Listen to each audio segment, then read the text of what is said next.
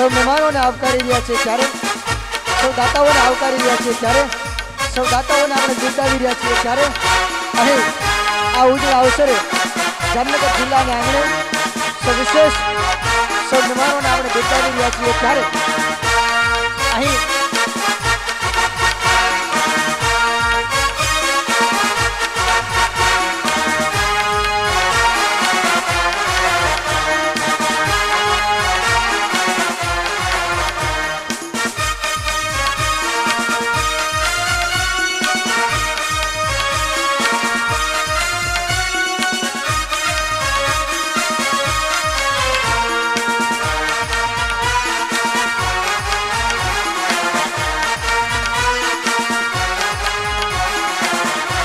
પધારો શિવાજી સેના જામનગર જિલ્લો આપનું હાર્દિક સ્વાગત કરે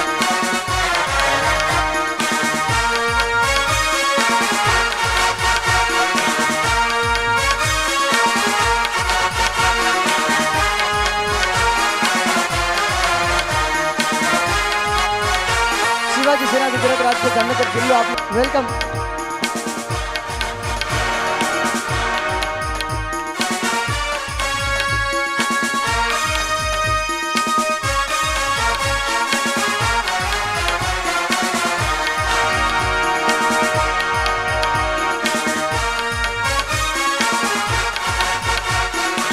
माता की આવી ધીમી જઈ થોડી હાલે શિવાજી સેના નામ ને જામનગર ની ધરતી જામ સાહેબ ની બોલો ભારત માતા કી જય શ્રી રામ અલા રામ ભગવાન નો અવાજ આવો ધીમો હોય અયોધ્યા સુધી પોગવો જોઈએ બોલો જય શ્રી રામ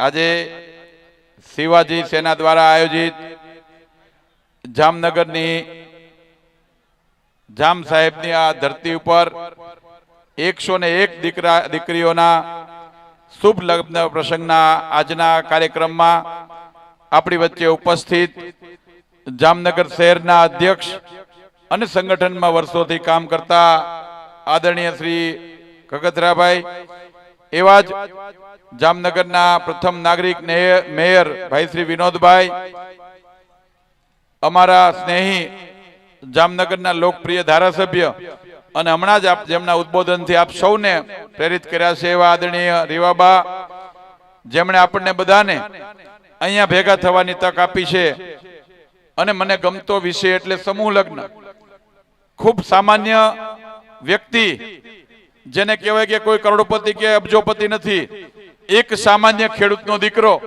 એણે મનમાં નક્કી કર્યું કે ગરીબ દીકરીઓને મારે સમૂહ લગ્ન કરાવવા છે મને 3 વર્ષ પહેલા મળવા માટે આવ્યા ગયા વર્ષે 500 થી વધારે દીકરીઓને પરણાવવા માટેનું કામ કર્યું અને આ વખતે 12 જેટલા સમૂહ લગ્નનું આયોજન કર્યું છે અને 2500 થી વધારે દીકરીઓને એ લગ્ન પ્રસંગ કરવા માટેનું આયોજન કર્યું છે આ મન લાગે ત્રીજો વિક્રમભાઈ આ વર્ષમાં ત્રીજો સમૂહ લગ્ન મિત્રો અને 2 તારીખે ગઢડા પછી વાંકાનેર 22 કેટલી 25 તારીખે વાંકાનેર એમ કરીને આખા વર્ષના લગભગ ઉનાળા સુધીમાં 12 સમૂહ લગ્નનું આયોજન મિત્રો એક વખત જોરદાર તાલીઓથી ભાઈ વિક્રમભાઈને વધાવો વિક્રમભાઈ અને અહીંયા જામનગરના યજમાન પદે જેમણે આયોજનમાં સહભાગી થયા છે એવા અનિલભાઈ મીણિયા અને ભાઈ શ્રી કિશનભાઈ મકવાણા બંને યુવાનોને પણ એક વખત જોરદાર તાલીઓથી વધાવીએ અમારા ભારતીય જનતા પાર્ટીના કોર્પોરેટર તૃપ્તિબેન ને એમના પત્ની એ બંને પણ આ યોજનામાં મહારાજને ઘણા બધા કાર્યકર્તાઓ અને ઘણા બધા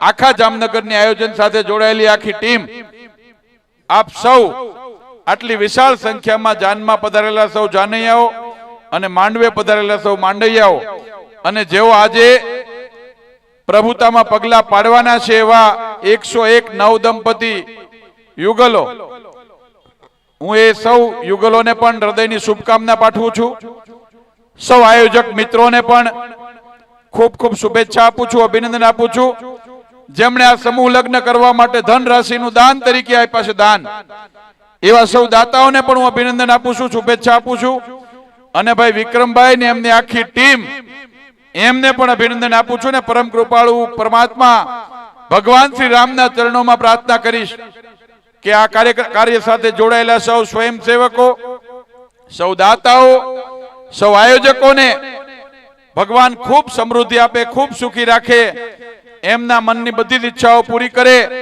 અને હું સાથે સાથે ભગવાનના ચરણોમાં પ્રાર્થના કરીશ કે આજે આ સમૂહ લગ્નમાં જોડાયેલા સૌ નવદંપતીઓ એમનું સંસારિક જીવન પણ ખૂબ સુખી થાય, એમના જીવનમાં ખૂબ આગળ વધે અને ભવિષ્યમાં આવા શુભ કાર્યોની અંદર એ પણ સહયોગી થતા રહે એવી પણ એમને શક્તિ આપે એવી ભગવાન શ્રી રામના ચરણોમાં પ્રાર્થના.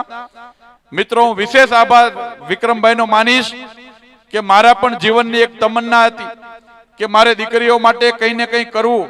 તો લગભગ દરેક સમૂહ લગ્નમાં વિક્રમભાઈ મને પણ કંઈ ને કંઈ સેવા કરવાની તક આપે છે. મેં વિક્રમભાઈને કીધું તમે જેટલા સમૂહ લગ્ન કરો એટલા સમૂહ લગ્નમાં તમારામાં તાકાત હોય એટલા સમૂહ લગ્ન કરજો.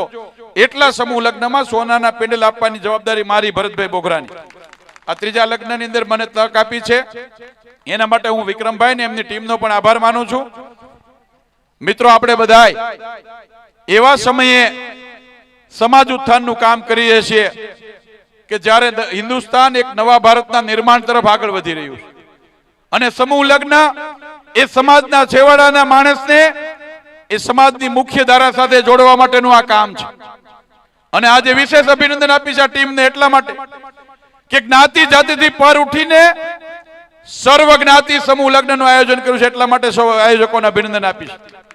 સમગ્ર દેશની અંદર જ્ઞાતિ જાતિની વાતાવરણ દૂર થઈ એક ભારત શ્રેષ્ઠ ભારત નિર્માણ માટે આપણા વડાપ્રધાન નરેન્દ્રભાઈ મોદી સાહેબ કામ કરી રહ્યા છે. નવા ભારતનું નિર્માણ થઈ રહ્યું છે.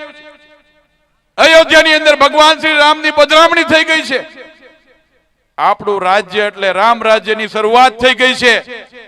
આપણે બધા નસીબદાર છીએ કે રામ રાજ્યના આ ત્રેતા યુગના સાક્ષી બનવાની મને તમને તક મળી છે. આ ધર્મ અને અધર્મની લડાઈ જેવો માહોલ હિન્દુસ્તાનનો છે. મોદી સાહેબના નેતૃત્વમાં વિશ્વની અંદર એ હિન્દુસ્તાન વિશ્વની મહાસત્તા બનવા જઈ રહ્યું છે.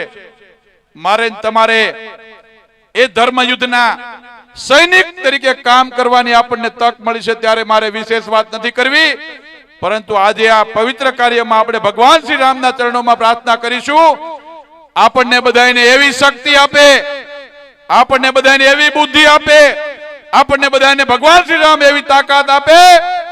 આપણો દેશ, આપણું હિન્દુસ્તાન વિશ્વની મહાસત્તા બને. બનાવવું છે ને? તો એક વખત જોરદાર તાલીઓ પાડો અને મોદી સાહેબને પણ એવા આશીર્વાદ અહીંથી મોકલો કે આટલા લોકોની સાક્ષીમાં હિન્દુસ્તાન વિશ્વની મહાસત્તા બને, નવા ભારતનું નિર્માણ થાય.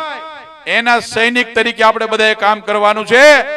આપણી આવનારી પેઢીઓને પણ કહેવાનું છે કે અમે એ વખતના સૈનિક છીએ જ્યારે હિન્દુસ્તાન વિશ્વની મહાસત્તા બની હતી, જ્યારે અયોધ્યાની અંદર ભગવાન શ્રી રામ પધાર્યા હતા, રામ રાજ્યની શરૂઆત કરી હતી ને રામ રાજ્યનું આપની ભવિષ્યની પેઢી પૂર્ણ કરશે. જ્યારે 2047 થાય એ વિશ્વની અંદર હિન્દુસ્તાન વિશ્વની મહાસત્તા બને, દેશની અંદર રામ રાજ્યની સ્થાપના થાય.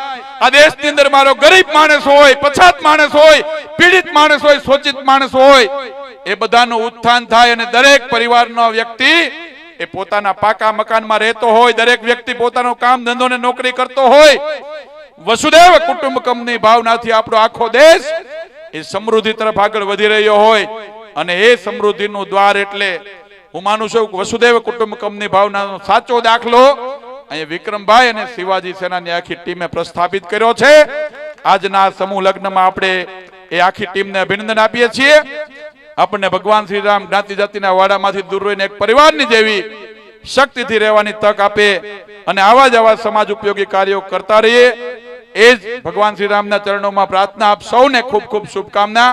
મને અહીંયા ઉપસ્થિત કરીને મારું સન્માન કરવાની તક આપી, જામનગરની ધર્મપ્રેમી જનતાના દર્શન કરવાની તક આપીને 101 યુગલના નવ દંપતીઓના પ્રભુતામાં પાગલા પડનારા આ ભવ્ય ઉત્સવના સાક્ષી બનવાની તક આપી અને અમારા ધારાસભ્ય રીવાબા, અમારા મેયર શ્રી વિનોદભાઈ અને અમારા શહેરના અધ્યક્ષની આખી ટીમ એમની સાથે આજે આ કાર્યક્રમમાં અમારું સન્માન કર્યો બદલ હું મારા વતી, મારી આ પક્ષ વતી અને આપ સૌને અભિનંદન આપું છું, આભાર માનું છું. અસ્તુ. કોયલ બેઠી આંગલિયા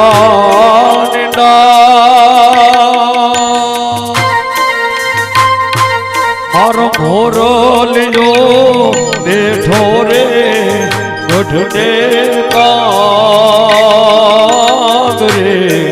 આણા